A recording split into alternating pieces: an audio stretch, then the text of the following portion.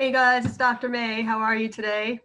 I want to share a concept with you that I'm going to call parts of self that is really helpful, and it's going to help you relate to yourself better and give you some ideas about how you operate and stuff like that. All right, I'm messing up my intro, but you'll get the idea as I go on. Okay, so forgive me, I was a little inarticulate today. But I'll try my best to make it up to you. So here we go. All right, so parts of self. So most of the time when we think of parts of ourselves or parts of selves in general for people, we start to think of things like multiple personality disorder or dissociative identity disorder, which is the new name for multiple personality disorder. So I'm not trying to say that you have that, okay? But everybody has different parts of themselves. And it literally corresponds to different patterns of brain activity, different physiological manifestations, different thought patterns, and different emotions. And these all come out because they're based on our survival responses to threat. And then they kind of solidify a little bit and they become different aspects of ourselves that kind of rotate through and come out as needed. And when we don't relate to them well, or they're very fragmented, in an extreme case, it could become a dissociative identity disorder. But in less extreme cases, it's like a spectrum. We just kind of, might feel a little bit more anxiety, a little bit more discomfort with ourselves, a little bit more empty inside, and so forth. So I'm going to teach you about these parts and also how we can better integrate them so that we are a healthier, multiple self. Okay, I hope that makes sense, but I'll try to make it make sense later. Okay, so as I was starting to say, our parts are related to survival responses, okay? And they develop early on, and because they're related to emotional and physical survival, they stick with us very strongly because as an adaptive way, like our minds and bodies want to hold on to them because we want to survive, okay? But sometimes they get to the point where they become less than functional or a little bit problematic for us. Okay, so don't freak out by this diagram. It's a little complex. I found it on the internet. But starting from the bottom, when our ventral vagal nerve is active, that's like the ideal response to threat. When we're not overly threatened, we could use other people to help us co-regulate and calm down. So when we're not too over the top anxious and freaked out, we're able to talk to people. We're able to get support, discuss our concerns, and that's probably the place that we're aiming to be whenever possible. Okay, if we get a little bit more revved up and our arousal increases, we move into the fight or flight mode, which I'm sure you've heard about along the way. Okay, and then when we can't run away and we can't fight back, and we kind of move into a freeze mode because there's nothing we can do in a mobilized way. So the freeze is more of like you can't move and you feel much more shut down. And it's technically freeze, fold, and collapse. Like they would go even further than just a freeze. And so when we develop parts of self, it's based on these different responses. So some are a little bit more relational, some are more related to fight, some are more related to flight, and some are more related to freeze, fold, and collapse. Okay? And we tend to refer to them in different ways and associate them with different feelings, but I'm going to help break it down for you so you can maybe kind of recognize yourself in that. Okay? Okay, here's another model I want to show you too, just to give you a little something extra. Okay, I got this from a book called Inspiration Deficit Disorder, which is kind of interesting. But this model actually fits well here. So what they're going to talk about later is that an organizing principle that we have is a higher self, like a self with a capital S, which in DBT would be kind of like the wise mind, or in other traditions it might be, a spirit, or, like that pure loving awareness or something to that effect. So that's like the center, the original source, right? The spiritual higher self that we have. From there, the essential self is like the unique qualities that make us who we are. So like your personality, your interests, your feelings, your reactions, all that kind of stuff is part of your essential self, the whole picture of it. But sometimes as we grow up, or a lot of times, people invalidate those expressions of ourself. So for example, if there's a boy and he really likes musical instruments and he doesn't like sports. Someone might shame him for that and say, oh, what are you, just some sissy playing a clarinet or something like that? Why don't you go around and run around and play baseball? And so you learn to hide those parts of yourself that people don't really appreciate, right? Or let's say you express some anger and your family doesn't like that so much. So you learn to suppress your anger and invalidate your own anger, right? So the wall of wounding has to do with the invalidation, which is more of like the DBT way of saying it. And so we learn to hide and dissociate from different parts of ourself because not everything is allowed based on our past experience. All right, so this is an adaptive thing that we've done to kind of get through and maintain a relationship with our caregivers. So our defensive system then builds on top of that because we have to try to protect ourselves. So the persona circle has to do with the parts of self that we're going to talk about today. So that is all the different personality styles and defensive structures we create to protect our wounded essential self, right? So that we don't feel as vulnerable and injured in the world, all right? So keep this model, file that away too. Okay, so let's do a little DBT parallel here for a second. So in DBT, their parts language had to do with the states of mind. So sometimes when we look at our behavior, we could say, okay, well, I was acting out of my emotional mind. My emotions were driving the bus. I was very impulsive, or I was very anxious or very upset, and I made decisions and actions based on that, okay? But that's a very broad circle, okay? But it's okay, it definitely helps to say, well, my emotion mind was in charge here, but I did try to bring in some reasonable mind and try to think about things more logically and intellectually, even if it's based on limited information. And by putting some reasonable mind into there, I tried to move toward a wise mind. So what's wise mind? Wise mind is like the higher self with a capital S that kind of oversees everything, that takes everything into account, that looks into the big picture, that thinks dialectically, right? So that's the part that we're going to kind of play with a little today as the healthy organizing principle of our other parts. Okay, so today, instead of just talking about emotional mind and reasonable mind, we're going to stratify this a little bit more. Okay, and some of these might resonate with you as we break it down. Okay, so here's the model we're going to use. Okay, so this is from a woman named Janina Fisher, and she wrote a book about this concept, but I just took the concept and put it here for you simply. Okay, by the way, her book is not very readable. It's very textbooky. It's very dense. So that's why I'm just going to try to make it simple because the concept is really useful. All right, so the top is like the wise mind, the higher self, okay? And then below that are all the parts of ourself that could manifest that are based on our survival strategies, okay? So we're gonna talk about in detail now, the going on with life self, the attach, the fight, the flight, the freeze, and the submit, which can come across as appease and please, okay? So we're gonna take this one by one to break it down with examples so you could try to figure out like, which parts are most dominant for me? Like we all display these sometimes, but sometimes like we have a favorite, like let's say, you always go to your fight. You're always standing up and fighting for your rights and that's your go-to, all right? So that might be your very dominant survival response. Other people kind of flip-flop between different things, okay? And you might be able to recognize that too. So just kind of keep yourself in mind as we go through this. Okay, so the going on with life part. So this is adaptive because it's the part of you that's able to function. So even if you're struggling, let's say you have a mental illness, you have borderline personality disorder, you have an addiction, you have something going on, right, that's troubling you, but you're still able to get up and go to school, or you're still able to go to work, or you're still able to participate in a sport. So you still could go, part of you is able to go on with life and function, even though another part of you is really struggling. Okay, in DBT, they would call this apparent competence.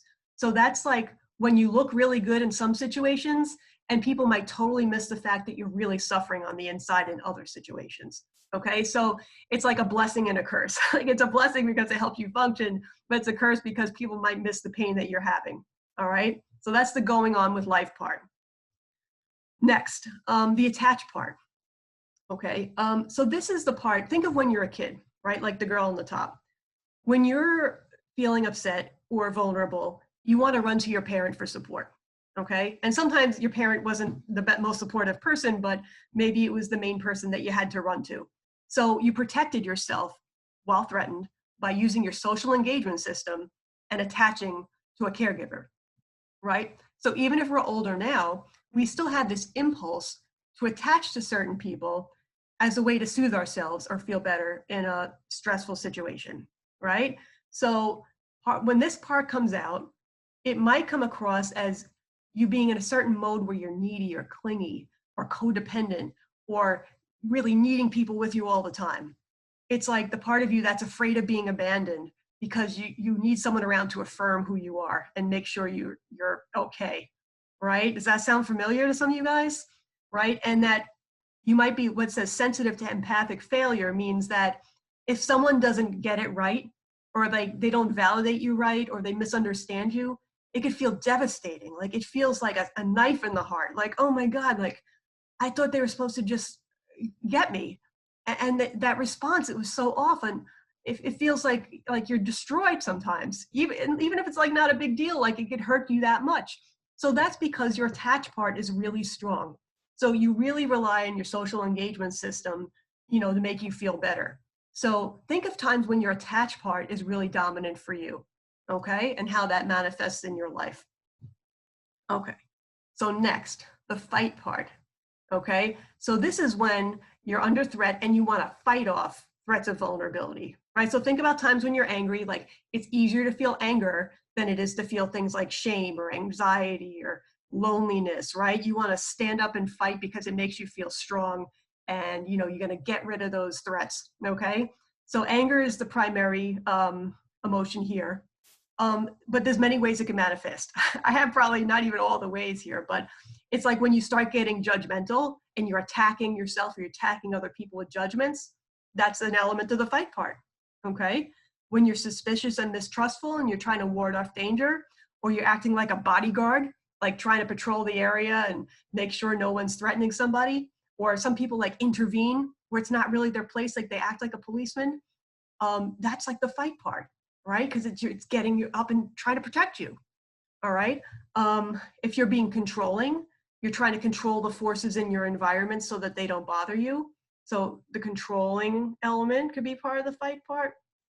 If you're attacking yourself with self-injury or some other related behavior, that could be part of that too, because you're probably fighting within yourself, certain parts within yourself. So not only do you attack threat on the outside, you try to attack threat on the inside, right? So it's within and between this works, okay?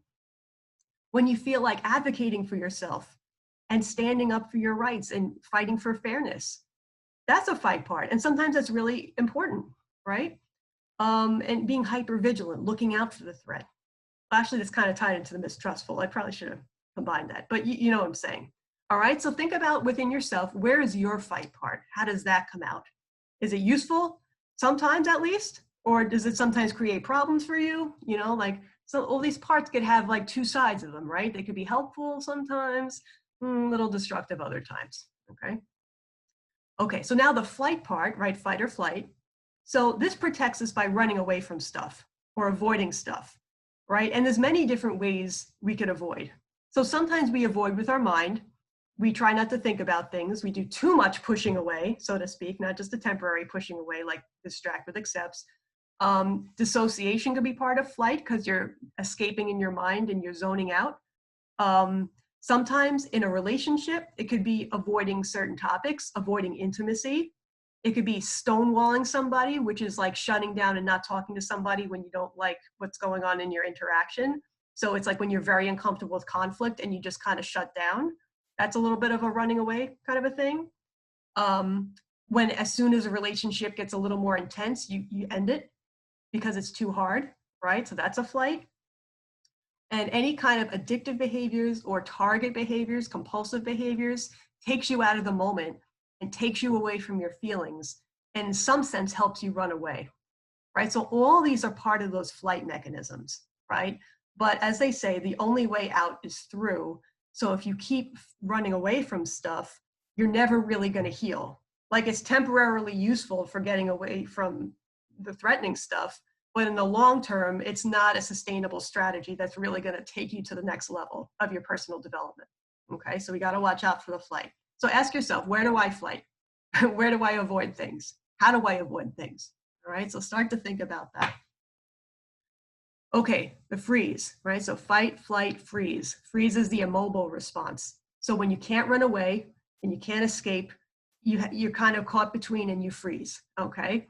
So this is associated with fear, anxiety, and panic. That's the predominant emotion here. So if you're really a strong anxiety sufferer, a panic disorder sufferer, this might be something that's prominent for you. You might have a desire to hide or like just like make yourself like like go make it small, like people who are agoraphobic just stay in a little space because they're afraid of going out. um, Also, if you look at the affect of the guy on the right, like the way his face looks, that's kind of the look of somebody who's in freeze, or like the deer in the headlights thing. It's almost like constricted kind of affect, a mask-like face. It's sometimes what they call hypotonic eyes, like your eyes aren't very reactive. They're kind of bland or doll-like. Um, when you feel like you can't move, when you feel kind of like still inside or numb inside, that a lot of that has to do with the freeze. Okay, so that's a very strong physiological tell if you're in a freeze. Okay, so that's why when they say sometimes the thing to do is to get moving, like take a walk, go exercise, because it helps move you out of the freeze and back into like a mobilized response.